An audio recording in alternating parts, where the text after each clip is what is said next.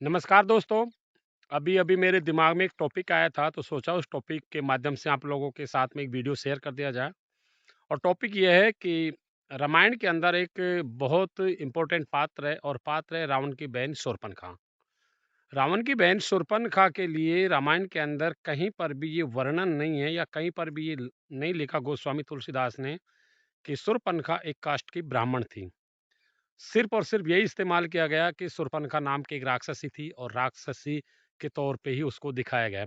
लेकिन ये कहीं भी गोस्वामी तुलसीदास ने ये नहीं दर्शाया कि रावण की बहन, विभीषण की बहन या कुंभकर्ण की बहन या पुलस्त्य मुनि के वो वंश की होते हुए भी उसके लिए ब्राह्मण शब्द कहीं इस्तेमाल नहीं किया गया। तब कि रावण को बहुत बार त्रिकाण पंडित बोला गया है, ब्राह्मण बोला गया है और विभीषण के लिए भी एक बहुत उच्च उच्च नाम लिए गए हैं, लेकिन शूर्पणखा को सिर्फ़ और सिर्फ़ राक्षसी दर्शाया, ऐसा क्यों? क्या शूर्पणखा रावण की बहन नहीं थी? और अगर बहन थी तो उसके लिए ब्राह्मण शब्द क्यों नहीं इस्तेमाल किया गया? बात यहीं तक नहीं है, क्योंकि उसके बहुत सारे भाई हुए हैं। मतलब कहते हैं कि रामायण के अंदर लेके 1 लाख पूत सवा लाख ना थी। मतलब इतना बड़ा उसका फैमिली था रावण का, और रावण को एक त्रिकालदर्शी या त्रिकाल पंडित के तौर पे जाना गया है। तो क्या ये संभव नहीं है कि इतनी बड़ी ब्राह्मण फैमिली थी उस वक़्त पुलस्त मुनि की, या कह सकते हैं कि रावण की इतनी बड़ी फैमिली थी, और इस इतनी बड़ी फैमिली ने क्या भगवान श्री राम के ऊपर अत्याचार नहीं किए? क्या भगवान श्री राम को इतना परेशान नहीं किया कि उसकी वजह से यहाँ तक कि उसको अपने मान-सम्मान से भी शायद भगवान श्री राम को दो-चार होना पड़ा, क्योंकि भगवान श्री राम का मान-सम्मान इतना खराब किया गया है कि अयोध्या में आकर के कुछ समाज के ठेकेदार, कह सकते हैं समाज में निम्न सोच रखने वालों, उन्होंने भी माता सीता जो कि अग्नि परीक्षा देकर गए थे, उस तक के ऊपर उँगली उठाया था।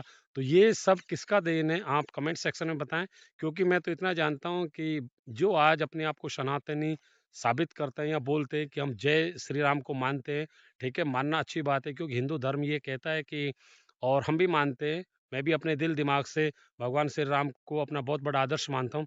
लेकिन जहाँ पे आजकल सोशल मीडिया पे ट्रोल किया जा रहा है कि सनातनी ही सिर्फ़ सच्चे हिंदू है, बाकी सब कोई हिंदू है ही नहीं। तो मैं उन्हीं सनातनी, विशेषकर ब्राह्मण कास्ट के लोगों से ये जानना चाहूँगा कि भगवान श्री राम का जो टोटल जीवन है या पूरा जीवन जो है, उसमें ब्राह्मणों का क्या योगदान है? सिवाय भगवान श्री राम के कैरेक्टर को नीचा दिखाने के लिए, या चाहे सीता हरण से लेके चाहे कोई भी ऐसा कैरेक्टर हो, जिसमें सिर्फ़ और सिर्फ़ भगवान श्री राम को नीचा ही दिखाने का प्रयत्न किया गया है ब्राह्मण कास्ट के माध्यम से, चाहे वो शूर्पणखा नाम का कैरेक्टर हो, चाहे वो रावण नाम का कैरेक्टर हो, या और भी कोई उसके जीवन में कोई भी कैरेक्टर आया हो, क्योंकि भगवान श्री राम को जितना भी नीचे देखने के लिए विवश किया गया है, वो सिर्फ़ और सिर्फ़ ब्राह्मण कास्ट ने। फिर भी आज की डेट में, वर्तमान टाइम में, हम हम देखते हैं कि ब्राह्मण लोग ही सिर्फ़ बोलते हैं जय श्री राम, तब कि श्री राम को मानने वाले आज की डेट में पूरे हिंदुस्तान में ऐसा कोई व्यक्ति नहीं है, चाहे वो दलित कास्ट का हो, स्वर्ण कास्ट का, ओबीसी का हो, किसी भी कास्ट का, वो सब भगवान श्री राम को मानते हैं। फिर ये ब्राह्मण लोग ही क्यों सोचते हैं कि भगवान श्री राम हमारा है? क्योंकि भगवान श्री राम ना तो कास्ट का ब्राह्मण है, और ना ही भगवान श्री राम के जीवन में उनका कोई अमूल्य योगदान है पूरे रामायण में।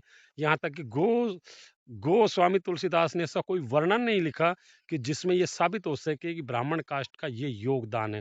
फिर भी आज भगवान श्री राम के नाम पे मतलब दलितों के साथ में अत्याचार करना, शोषित वर्ग के ऊपर अत्याचार करना, या जय श्री राम के नारे लगा के सिर्फ मीडिया के ऊपर वाहवाही हासिल करना, ऐसा क्यों? कमेंट सेक्शन में, अगर आप लोग पढ़े लिखे समझदार हो, तो कमेंट सेक्शन में मेरी बात को पूरी तरह विचार करके, और उसके बाद में कमेंट सेक्शन में अपना विचार ज़रूर लिखिए, और साथ में एक बार अगेन मेरे साथ बोलिए जय श्री राम।